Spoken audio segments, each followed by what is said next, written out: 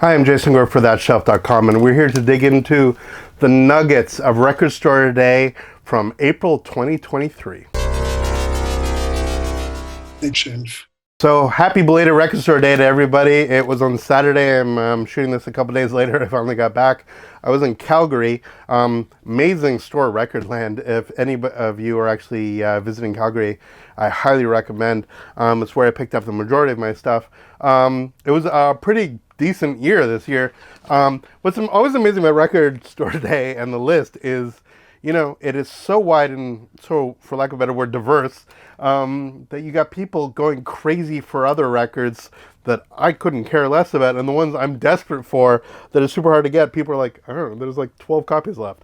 So it's a crapshoot for retailers, God bless, but it's a great way of actually supporting your independent record retailers. It was nice for me to go somewhere else and actually support them there, but here in Toronto we have such extraordinary places to go that we've talked about before. I hope wherever you were that you actually got a chance to pick it up. So I figured, you know, why not? I'm going to open up some of the stuff that I actually decided to pick up and see what it looks like inside. We'll see what surprises lie within.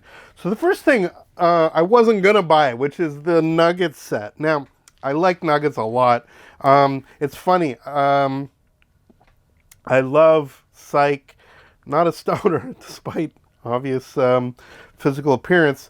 I like garage rock to a certain extent, but I don't love punk. It's such a fine line. But Nuggets really always sort of tread that line for me. And it was so formative. I mean, if we talk about, you know, the Beatles being on Ed Sullivan and generating a gazillion bands, well, this obviously did much the same. I think of this as sort of like the Smithsonian Folkways or the Harry Smith collection. Like, this is just one of those records that was so transformative in terms of the canonization of certain things that weren't part of the canon. And it opened up, in some ways, the genreification, the sub sort of categorization of this type of music. But when you think about, like, just what was a few years before this and how music changed, like this is 65 to 68, if you think about what 62 was like, and then consider what 72 was like. 72 sounded a hell of a lot more like this. So did 82. So does 2023 than 2-3 years before here. So the stuff that was on here really, truly laid the groundwork. I don't care if it's hip-hop or if it's straight up rock now. It owes so much to the stuff that actually came during this incredible experimental era, which is pretty fascinating. This box set includes the original track, the original compilation that was done, but it also includes, as they describe it, the original Nuggets album, the Almost Was Nuggets Volume 2, an exclusive Never Was Nuggets, also Duggets, compiled and annotated by original Nuggets producer Lenny Kaye, quite famously. So let's see what the records look like, shall we? As I carefully open this one up. Thank you for indulging. You know, and while I'm opening this, let me take the time I always say at the end, but why not? Hey, why don't you click that sort of subscribe button and think, this is the kind of awesome content that I want. I want to see a crazy long-haired Jew go on about records he just bought. You know, that's what we give you here at That Show. So, we have a booklet. Inside the booklet, lots of words. That's what we want. Not unlike the Pink Floyd that I opened, where it's just a bunch of pictures because the band hate each other so much. We also have here, a Nuggets poster. Thank God I don't have enough wall space, because and that looks like a Mr. Lennon, doesn't it? On Electra, God bless. All the posters that I have with all of my records would occupy far too much of any abode. So they sort of sit inside these cases, you know, as extra tchotchkes. What are you going to do? There's the Also Dugget, so we might as well start with that. It is not in poly-lined at all. It's in this sort of cardboard outer. The record obviously has some sort of paper schmutz on it, but I don't see any obvious markings. It looks like it's in pretty good shape, all things considered. And, is that a Bernie Grundman? That 100% is a... Oh, no, I thought it was a BG. close enough. Regardless, that is the Also Duggets compilation. And we have here the original Nuggets, gatefold, with all the tracks. And then we have this, which is the second one, the Bong Do, again with John. Because this includes Loving Spoonful, Love, Syndicate of Sound, The Balloon Farm, Swing Medallions, The Litter, Music Machine, Five Americans, Question Mark and the Mysterious, 96 Tears. What a track. Bo Brummels, The Choir, The Middle Class. So a bunch of bands I've never heard of, and a bunch that I'm really looking forward to. Yeah, The Lollipop Shop doing You Must Be a Witch. God bless. Followed by The Witch by the Sonics. Can't wait. Whole bunch of stuff I'm completely not familiar with, which is kind of the whole point. In an Elektra paper sleeve. Again, I'm not going to open absolutely all of these, but just to see how generally they look. Yep, the old school Elektra labels. So yeah, it looks like pretty clean pressings, all things considered. They will, of course, go through the degritter, as everything will. But nonetheless, that is a look at the sort of first sort of big monster, the Nugget set. Then I bought something that I probably shouldn't buy. I'm going to say that a lot. And yet, I'm like, life's short. This is the Tears for Fears Saturnine, Marshall, and Lunatic. I think I said that correctly. Series of B-sides, singles, and all that sort of ilk. They do a cover of Ashes to Ashes, which I'm kind of interested in. But I've heard enough stuff on some of the other compilations to really sort of respect their songwriting so much that there's stuff that I'm just looking forward to exploring. Think of this as like I bought a brand new Tears for Fears record rather than I bought a compilation of a bunch of stuff that didn't quite make the cut. So inside here we have gatefold with astrology-like iconography, Princean sort of aesthetic here. And we have Boo paper-lined sleeves. When will they learn? But nonetheless, this has all the track listings on it. The record itself. Straight up black vinyl. Now this, I believe... Oh, and no track listings on the records at all. I don't see any weird ghosty stuff. Looks like pretty clean vinyl, all things considered. Nice artwork, nice records, and I will have to sort of have the sleeve in here to actually see what we're doing. This is the sort of inner sleeve that actually has sort of a breakdown of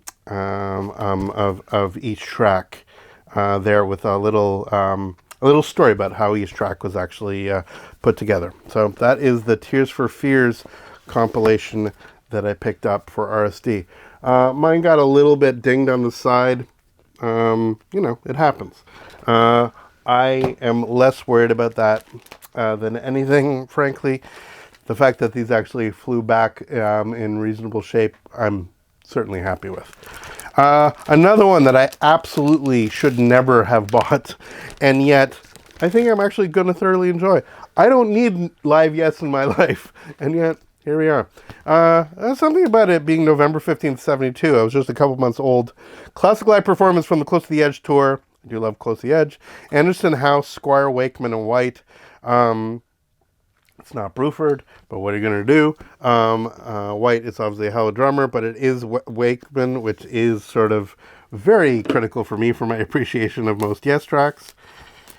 And as I open this up and keep the stickers, we have, unsurprisingly, Roger Deanian artwork.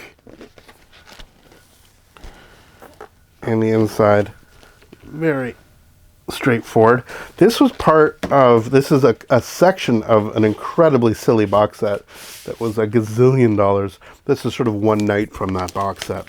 Polyline sleeves, thank you very much. And let's see how the records work.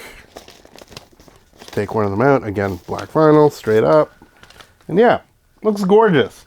What a difference polyline sleeves do. To not actually have during shipment, all the paper sort of decide to actually impregnate the vinyl while it sits there on its merry long ride. So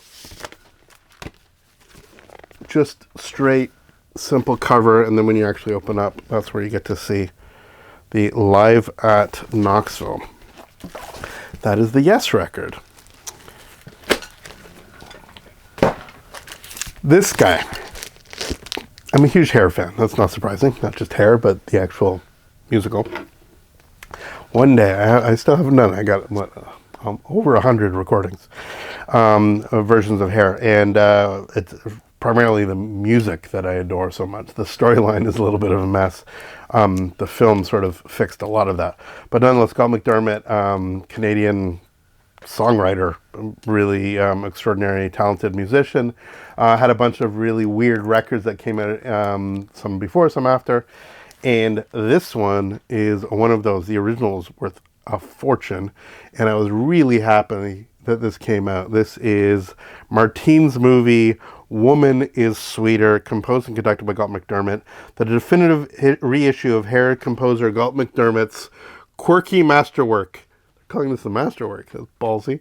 The impressionistic soundtrack of filmmaker and photographer Martine Barat's film for designer Yves Saint Laurent, lacquered by Byrne in an all-analog transfer of the original master tape, contains extensive oversized book with an essay on McDermott's life. Thank you now again. So I love this kind of stuff because the originals of this are just preposterous. This is, considering it's all analog master by Grumman, this is going to sound better than a first pressing. And this was one of the harder to get ones. Not everybody got this. Is reasonably esoteric for today's audience, but for me, this is the kind of stuff I love that Record Store Day does. This is where it's actually doing it to the masses. Not for the masses. We're actually doing it for the lunatics like me. There's Galt. There's Galt from Ottawa, I believe, if I'm not crazy. And yeah, I mean, a bunch of these records I have as well. They're phenomenal. Great stuff. Super, super happy to be listening to this one. And the record itself, polyline sleeve. That sort of weird sticky-ish one. It was old school. Yeah, with a Kilmarnock label. A little bit of sort of milkiness, but, you know, not quite as, like, exquisitely vinyl-y, mirror-like as the other one. But I don't see any obvious marks or anything like that. So I'm hoping this will clean up well. A couple fingerprints on the side. Thank you, pressing plant. But yeah, slight surface marks, but generally I think this will clean up fine. And I look forward to listening to it. So that is that guy. We then have this. This was actually the hardest one for me to get. A record land didn't have it, and I had to actually find a store in Calgary that actually did get it. They had one left, and they actually put it on hold for me. So thank you very much to, was it Hot Wax? What do they call themselves? Anyway, point is, other store, thank you very much. And this is, wow, this is Roy Ayers' Stone Sold Picnic. This is Roy Ayers doing, in part, a Laura Nero track, which I'm ecstatic about. I love that stuff. Roy Ayers is all these things: rapid, original, young, adventurous, yelling, energetic, roaring, soulful, swinging, truthful, on, nervous, elevating, different, star, open, unaffected, leader, pure, innocent, crazy, new individual, clear. That, according to Herbie Mann, Roy Ayers' Stone Soul Picnic. Who else is on? There's like these nobody people on this. We got Hubert Laws, Herbie Hancock, Charles Tolliver, Miroslav Vicious, Ron Carter, and Gary Bartz. And this one is apparently a limited edition, so we'll see what makes it so limited edition as we crack it open. I mean, it's not surprising, but I've recently just been, if Herbie Hancock's on it, I just buy it. It's come to that. As I open this up, again, stupid paper lined sleeve, which means I'm going to do this.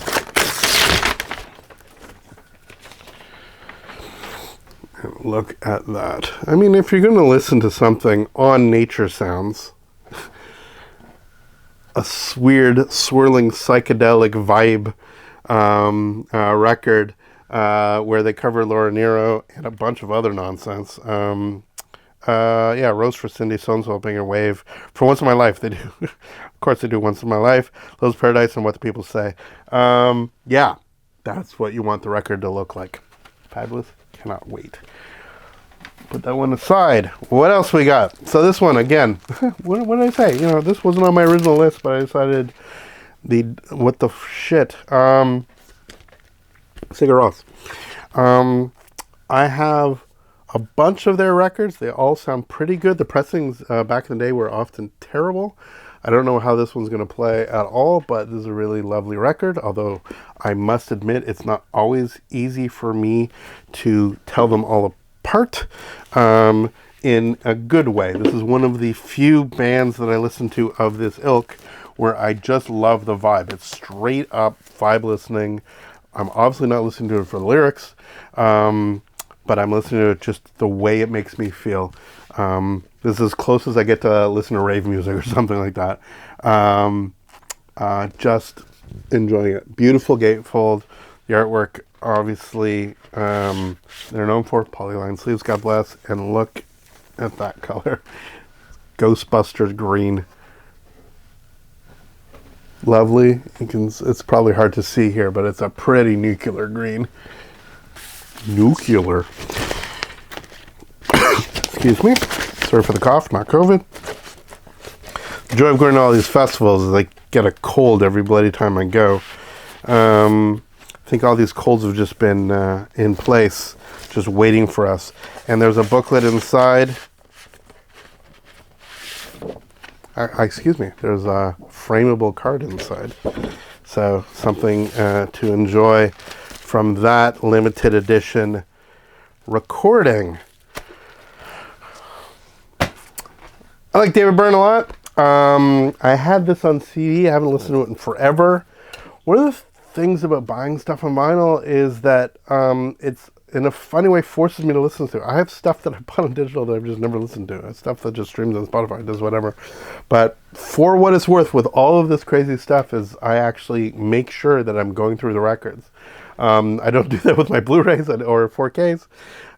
But with records, I'm actually, it's a way of making me sit down and actually listen to experience.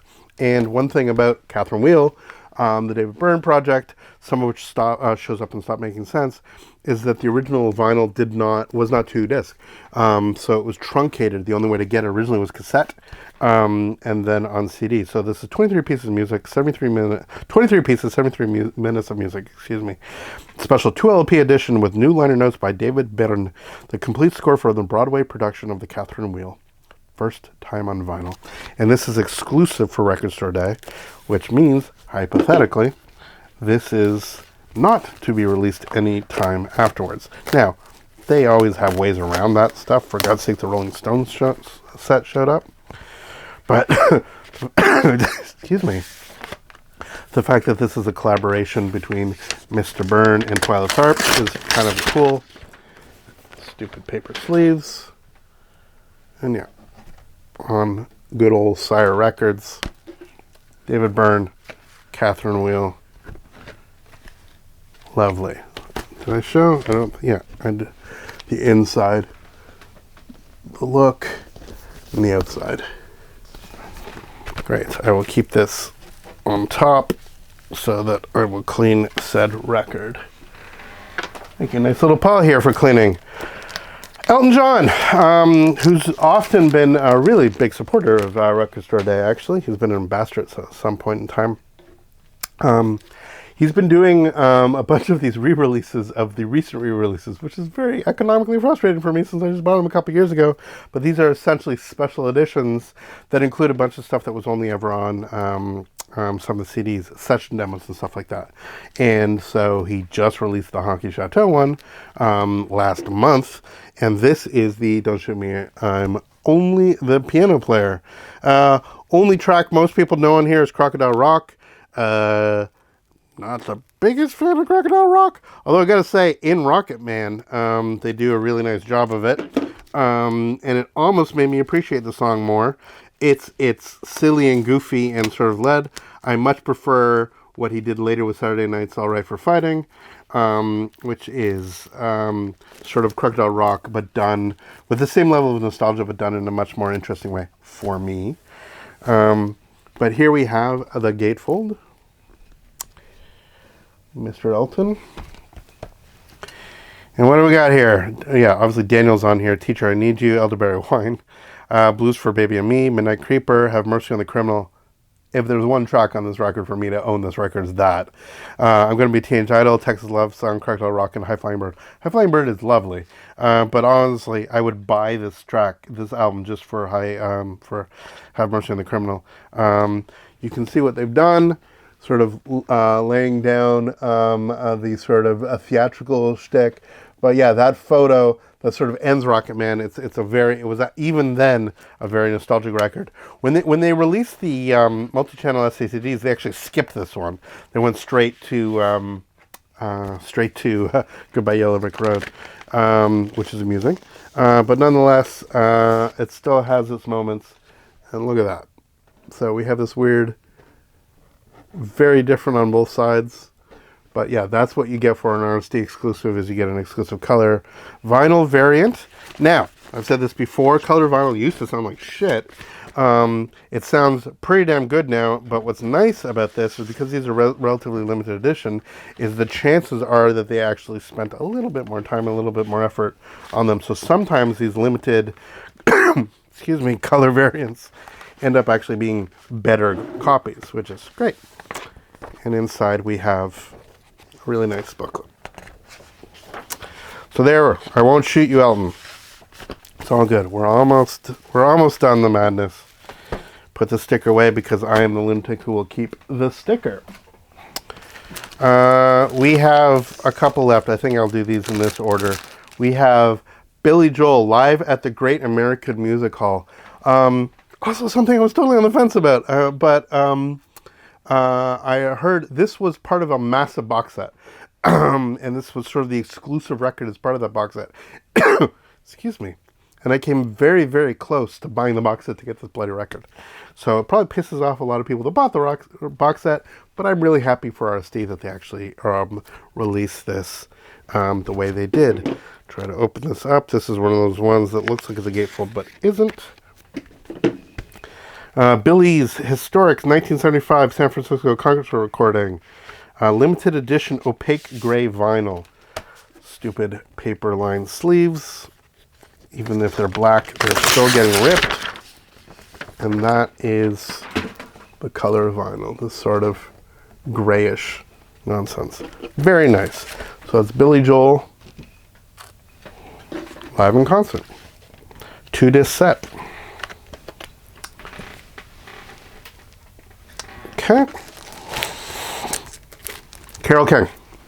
Carole King doing demos. Perfect kind of recording for RSD. Something that most people wouldn't normally rush out and get.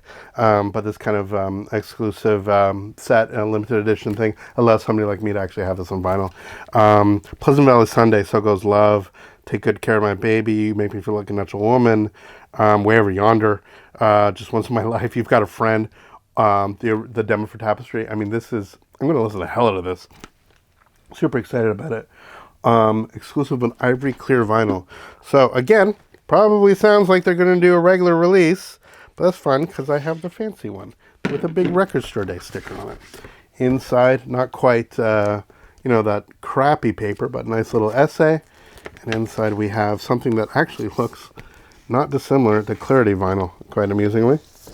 But yeah, it's this sort of nice, translucent, milky white, as they call it, ivory. So, looking forward to that. And then finally, after all this craziness, we have Miles.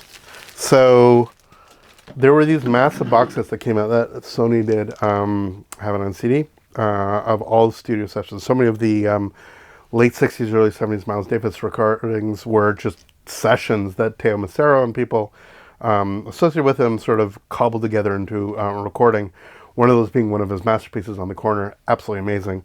But it meant that there's tons of stuff that didn't actually make the record, or the constituent parts that did it. And so the box that came out, there is a release of that entire complete on the corner, complete Jack Johnson and all that stuff, complete kind of blue sessions, the complete silent white sessions. Those are a fortune. So I'm really happy that they released this. Really beautiful, beautiful cover. That gives the vibe of the On the Corner session. Jabali, You Turn Around the Hen, Big Fun Hollywood. So the first track's 11 minutes, the next one's 8, the next one's 12 and a half, and the last one's 7. So in 4 tracks, I'm going to get a lot of some Herbie-licious on the corner. So again, been buying a lot of Herbie these days. Celebrating the icon that is Mr. Hancock. Actually, my copy of On the Corner, actually I had him sign. I had him sign On the Corner and Jack Johnson, rather than having him sign, Headhunters, one of his straight-up named records. And he told me wonderful stories about it. I've mentioned that before on the channel, but nonetheless, it's a good story. And there we are, on this sort of inner paper sleeve. And this is what we get. This is what I think makes it an RSD exclusive, is this fancy blue color, which is not dissimilar to that blue. It's almost like they designed it that way. So there we go. There's our look at everything I picked up. Way too much. Totally can't afford it, but that's okay. Life's short. Let me know what you got. Let me know if there's anything that you missed out on, something in your lineup. I'm assuming somebody out there was trying to get the Taylor Swift or the Pearl Jam or any of the other stuff that was up for RSD. But that's a look at my sort of haul. Would love to know what you think about any of these records. If you've had a chance to listen to them, message me. But nonetheless, thank you so much for watching. Please subscribe. Follow us on social media. Join us for the next video. For thatshelf.com, I'm Jason Gorber. Thanks so much and happy listening.